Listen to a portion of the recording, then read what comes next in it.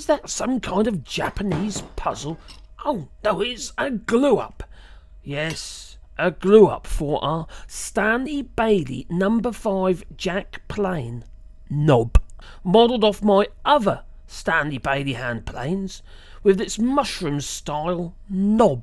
So now we are cutting off the corners. We're going to make it into a hexagon shape to make it a little bit easier when we turn it on the lathe. Yes, we're using the lathe.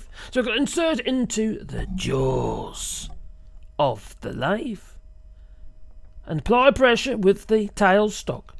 Test by turning it on. And now we've got to rough it up. We've got to rough up the wood.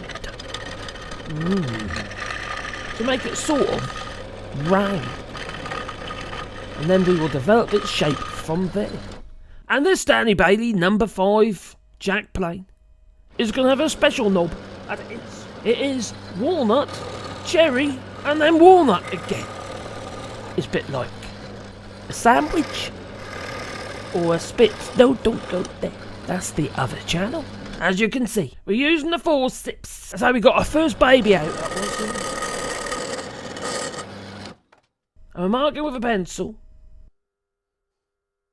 So here we're using the parting chisel to define the length of the actual knob, or the height you can say.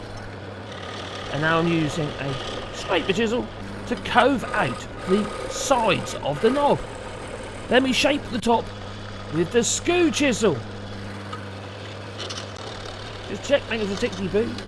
Oh, any little imperfections, what have you, I like to fill with super glue. You'll be surprised what you can do with that stuff, you know. You can actually use it as a finish. And it's a great sanding sealer. Because you can use the activate and it goes off almost instantly. Brilliant, it works really well. Especially for small parts on the lathe. Oh, we have a visitor. Guess what? She's come bearing gifts. Annie, my darling. Oh, it's a sign of a good wife. To show her appreciation for her husband working hard in the cold. And no, I'm not I think it's colder in the kitchen. No. What she brought me? That's peach and raisin oak cookie. She made it as well. Hey, darling. Yeah. Oh, she is a good lass. She's a keeper. I suppose now's the time to make it all smooth and shiny. To start the process, we're using cheap aluminium oxide abrasive paint of 120 grit. We work our way down to about 320 grit, and finally I use 1200 grit. Back to the old super glue, and I'm going to coat the whole knob. Yes, going to coat my knob in super glue. Some kind of fish. Yes, there we go. Okay, a few squirts of the activator. Now it's hardened, I use the 1200 grit, wet and dry, and then a bit of burnishing with some wood turning shavings on the floor. I turned a bit of wax. But what sort of wax? Well, first stage was beeswax, and then I added some boot polish. Yes, black boot polish. I've rediscovered boot polish, that I have. So I've inserted the drill chuck, and we're going to drill a hole all the way through the centre of the knob, like a pea hole. Yeah. It's best to do it on the lathe, you know, because it will be dead centre. So now we have to drill the recesses. One for the captive nut and one for the riser on the body of the plane.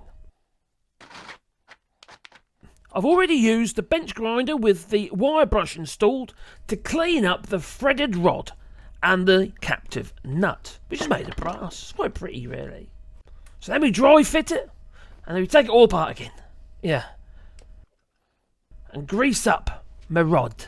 Yeah, we greased up the rod. We don't want the rod rusting inside the knob. That causes all sorts of problems. So we place the knob back on, like so, and get all excited. And then we put the screw in. Yeah, put the screw in, well, you would. Okay, yeah, and tighten it up. Make sure it's all the way down. There's no wobble in it. You can't have a wobbly wood. No. And certainly you can't have a wobbly knob. No. No. So our knob now is secure, and it's rather pretty, I must say. Anyway, I suppose we've got to go back to him, have we? Well, that's another job done. We now have a tote, and we now have a knob. A lovely wooden knob made of walnut, cherry, and then some more walnut in my mushroom-shaped knob. Okay? It's got a lovely head on it, isn't it, eh? When you say, oh, I do like touching it, I do. Oh, blimey. Well, I think it's time now to finish this hand plane and get the chip breaker assembly and the plane iron all sorted out and ready to go. But that'll be the next video. Toodaloo!